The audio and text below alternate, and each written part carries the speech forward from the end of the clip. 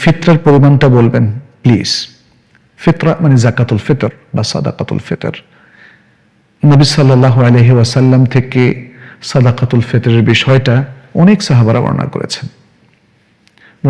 আব্দুল্লাহ ইবনে উমর রাদিয়াল্লাহু তাআলা আনহুমা, তিনি অনেক ডিটেইলস বর্ণনা করেছেন, বিভিন্ন রিওয়ায়াত একসাথে করলে তার কাছ থেকে অনেক তথ্য আমরা পাই।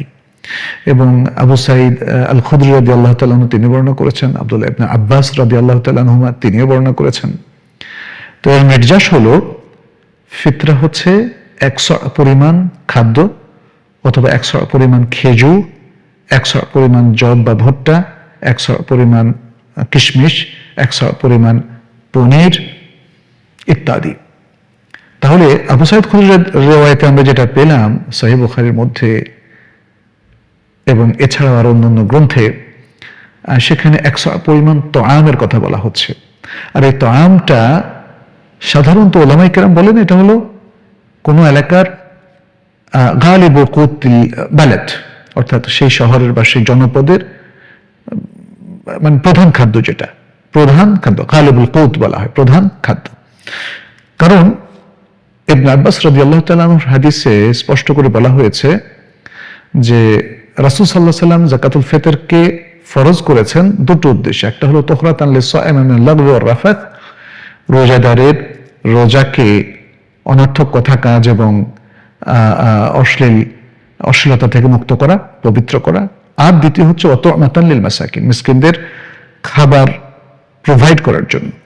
তাহলে মিসকিনদের খাবার প্রোভাইড করার জন্য অন্যান্য সকল হাদিসে আমরা দেখতে পাচ্ছি, যতগুলো যাকাতুল ফিতর নিয়ে হাদিসে আছে সবগুলোতে একটাতেও কিন্তু অন্য কোনো রেকমেন্ডেশন নাই। সবগুলোতে বলছেন তাদের খাদ্য প্রোভাইড করা, এবং সেটাকে 100 পরিমাণ খাদ্য। যদিও গমের ক্ষেত্রে কিছু কিছু রিওয়ায়াত সাহাবাদের থেকে পাওয়া যায়, যেমন আসমা বিনত আবি বকর রাদিয়াল্লাহু তাআলা আনহা অর্ধসায়ের কথা বলা হচ্ছে, এবং মুআবিয়া ইবনে আবি সুফিয়ান রাদিয়াল্লাহু তাআলা আনহু থেকেও অর্ধসা গমের কথা পাওয়া যায়। তাহলে আমরা সাআম মিন তাআম যেহেতু পেলাম, তাহলে আমরা মানে এতটা স্পষ্টভাবে রেকমেন্ড করতে পারি 100 পরিমাণ খাদ্য। এখন সেই খাদ্যটা যেখানে যেটা প্রযোজ্য সেটা হতে পারে, আরব দেশগুলোতে হয়তো খেজুরও হতে পারে, জাবিব হতে পারে ইত্যাদি, যে খাদ্যগুলো রাসূল সাল্লাল্লাহু আলাইহি ওয়াসাল্লাম রেকমেন্ড করেছেন সেগুলো হতে পারে। তাহলে 100 পরিমাণ, এই পরিমাণটা কি? এই পরিমাণ নিয়েও আমরা জানি যে আমাদের আধুনিক এবং আগের উলামায়ে কেরামের মধ্যে ইখতিলাফ রয়েছে। ইখতিলাফটা হওয়াটা খুবই ভ্যালিড, কিন্তু এখানে আমাদের এটা নিয়ে মানে দুশ্চিন্তাগ্রস্ত হওয়ার কোনো কারণ নেই, কাউকে ব্লেম করার কোনো কারণ নেই। কারণ সটা হচ্ছে একটা পরিমাপের পাত্র, পরিমাপের পাত্র। এই পাত্রের মধ্যে আপনি যে জিনিসটা রাখবেন সেই জিনিসটা যদি দেহ বড় হয়, পাতলা হয়, তাহলে কিন্তু ওজন কমে যাবে।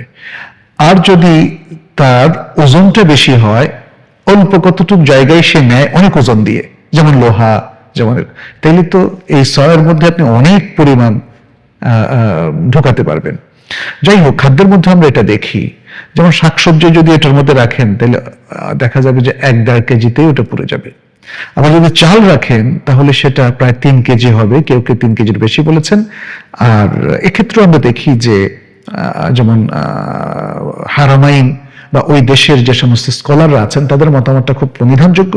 শেখ সালেহ ইবনে উসাইমিন তিনি 2 কেজি 40 গ্রাম বা 2 কেজি 400 গ্রাম এভাবে দুটো রিওয়ায়াত আছে, যদিও কেউ কেউ বলছেন 2 কেজি 40 গ্রামই নাকি তার শেষ কথা।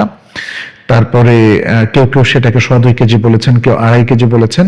আর সৌদি আরবের আল-লাজনা দায়েমা আর যে ফাতাওয়া, সেখানে 3 কেজি বলা হয়েছে, প্রায় 3 কেজি, মানে 3 কিলো তাকরিবান, প্রায় 3 কেজি বলা হচ্ছে। তাহলে ফিতরার পরিমাণটা হলো যে কোনো খাদ্য আমরা যেটা আমাদের দেশে দান করব সেটা যেন 3 কেজি হয়, বা 3 কেজি থেকে সামান্য একটু কম হলে অসুবিধা নেই, বাট 3 কেজির কাছাকাছি যেন হয়, তাহলে সেই ফিতরাটা আমাদের আদায় হবে ইনশাআল্লাহ।